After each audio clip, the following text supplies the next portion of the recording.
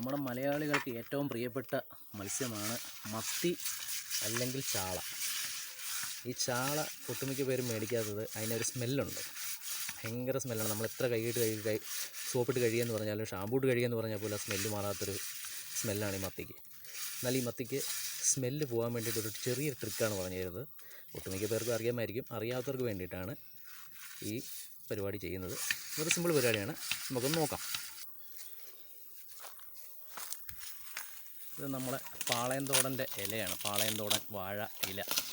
അത് കുറച്ച് വാഴയില ഇങ്ങോട്ട് പറിച്ചിട്ട് അതിനെ ചെറുതായിട്ട് ചെറിയ കഷ്ണങ്ങളായിട്ട് കീറി ഒന്ന് ഞെരടുക. ചെറിയ കഷ്ണങ്ങളായിട്ട് കീറി അതൊന്ന് ഞെരടി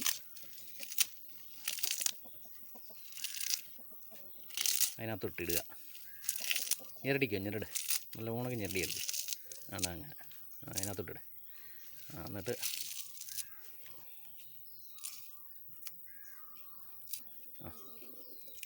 നല്ല ഊണൊക്കെ അതിനകത്തൊട്ടൊന്ന് ഇളക്കിക്കുക. ഉണ്ടാകും നല്ല ഊണൊക്കെ ഇളക്കിക്കുക.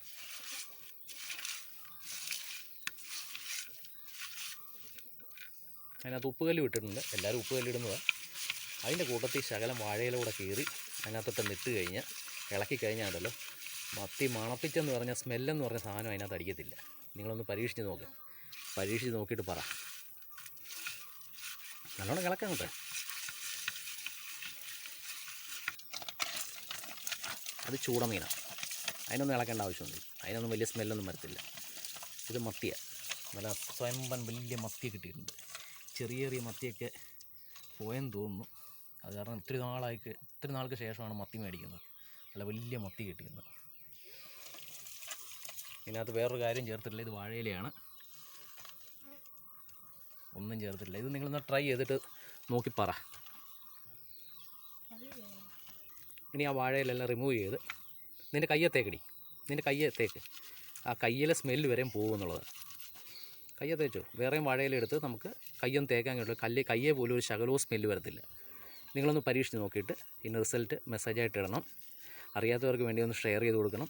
ഇഷ്ടപ്പെട്ട ഒന്ന് ലൈക്ക് ചെയ്യണം, സബ്സ്ക്രൈബ് ചെയ്തേക്കണേ. ഒന്നുമില്ലാത്തവനാ, നമ്മൾ സാധാരണക്കാരല്ലേ ഈ മത്തി മേടിക്കാറുള്ളൂ. സാധാരണക്കാർ വേണ്ടിയിട്ട് കൂടുകയാണ് ഈ വീഡിയോ, സപ്പോർട്ട് ചെയ്തേക്കണേ. ഇത് നമ്മുടെ കർണാടകക്കാരി ഭാര്യയാണേ. ഇത് മോഹം ഒന്ന് കാണിക്കാവോ, തിരുമോഹം. കർണാടകക്കാർ ഭാര്യയാ. ഇത് കേരളക്കാരൻ്റെ തിരുമോഹം കേട്ടോ. ഒന്ന് സപ്പോർട്ട് ചെയ്തേക്കണേ.